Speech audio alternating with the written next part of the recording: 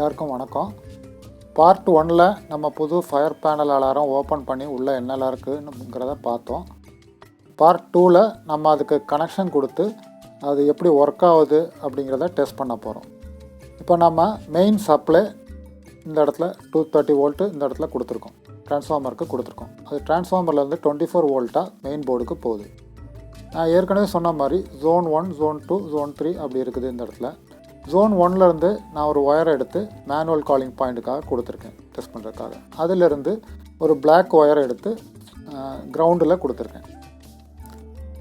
அடிஷ்னலாக பார்த்தீங்கன்னா பேட்டரிக்காக இங்கே ஒரு ஒயர் கொடுத்துருக்காங்க. இப்போ நமக்கு பேட்டரி தேவையில்லை அப்படிங்கிறதுனால டெஸ்டிங்காக நான் அதை ஒன்றும் பண்ணல, அதை அப்படியே ஃப்ரீயாக விட்ருக்கேன்.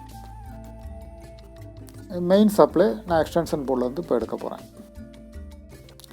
மேனுவல் காலிங் பாயிண்டில் பொதுவாக பார்த்தீங்கன்னா எந்த ஒரு மேனுவல் காலிங் பாயிண்ட்டாக இருந்தாலும் அதில் இருக்க அந்த பட்டன் எப்போயுமே ப்ரெஸ் ஆகி தான் இருக்கும். நான் ஏற்கனவே சொன்ன மாதிரி இந்த கண்டினியூஷன் ஒயரிங்கோட கண்டினியூஷன் எந்த இடத்துல கட் ஆகுதோ அப்போ தான் இது ஒர்க் ஆகும்.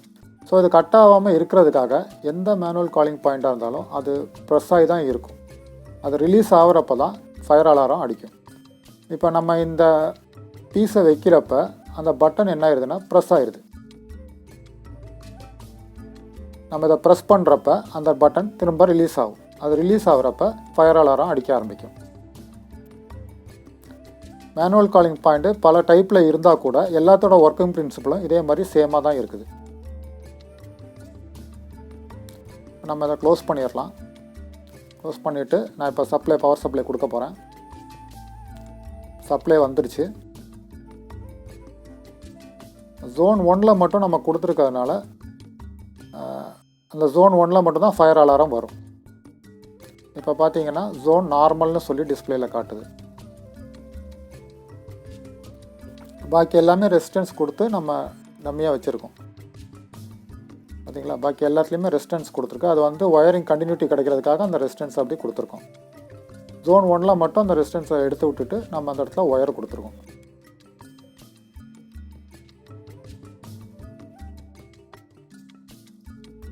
இப்போ மேனுவல் காலிங் பாயிண்ட்டு நான் ப்ரெஸ் பண்ணினேன்னா இங்கே அலாரம் லைட்டு எரியணும். நான் ப்ரெஸ் பண்ண போகிறேன். ப்ரெஸ் பண்ணிவிட்டேன். லைட் எரியுது. ஃபயர் அலாரம் லைட் எரியுது. ஜோன் 1ல் ஃபயர் அலாரம் லைட் எரியுது. அந்த டிஸ்பிளேயில் பார்த்தீங்கன்னா ஜோன் 1 ஃபயர் டிடெக்டர்னு சொல்லி மெசேஜ் வருது. நான் அதை ரீசெட் பண்ணிட்டேன். இப்போ பார்த்தீங்கன்னா எல்லாமே நார்மலாக ஆயிடுச்சு. இப்போ நம்ம இதில் ஹூட்டர் கனெக்ட் பண்ணியிருந்தோம்னா ஹூட்டர் சைரன் அடிக்க ஆரம்பிச்சிடும். இப்போ இந்த மேனுவல் காலிங் பாயிண்டில் பார்த்தீங்கன்னா ப்ளஸில் ஜோன் 1லேருந்து வர ஒயரு ப்ளஸில் கொடுத்துருக்கேன், ரெட் கலர் ஒயரு. கிரவுண்டுக்கு போகிற ஒயரு இங்கேருந்து மைனஸ்லேருந்து எடுத்திருக்கேன், பிளாக் கலர் ஒயரு. அதுக்கு இடையில் பார்த்தீங்கன்னா ரெசிஸ்டன்ஸ் கொடுத்துருக்கேன். இது எதுக்காகனா நான் பார்ட் 1ல் சொன்ன மாதிரி EOL எண்ட் ஆஃப் லீடுன்னு சொல்லுவாங்க. அதோட வோல்டேஜ் ஃப்ளோ கரெக்டாக கண்டினியூட்டியாக கொடுக்கறதுக்காக. இந்த ரெசிஸ்டன்ஸ் நம்ம கொடுக்கல அப்படின்னா அது ஓப்பன்னு சொல்லி ஃபால்ஸ் அலாரம் காட்டும். இது எல்லாருக்கும் புரிஞ்சிருக்கும்னு நினைக்கிறேன். பார்ட் 3ல் நம்ம அதை சைட்டில் இன்ஸ்டாலேஷன் பண்ணி அப்பார்ட்மெண்ட்டில் எப்படி ஒர்க் ஆகுதுங்கிறத நம்ம பார்க்க போகிறோம். எல்லா ஜோன்லேயுமே கனெக்ஷன் கொடுத்து நம்ம பார்க்க போகிறோம். பிடிச்சிருந்தால் லைக் பண்ணுங்கள், ஷேர் பண்ணுங்கள்.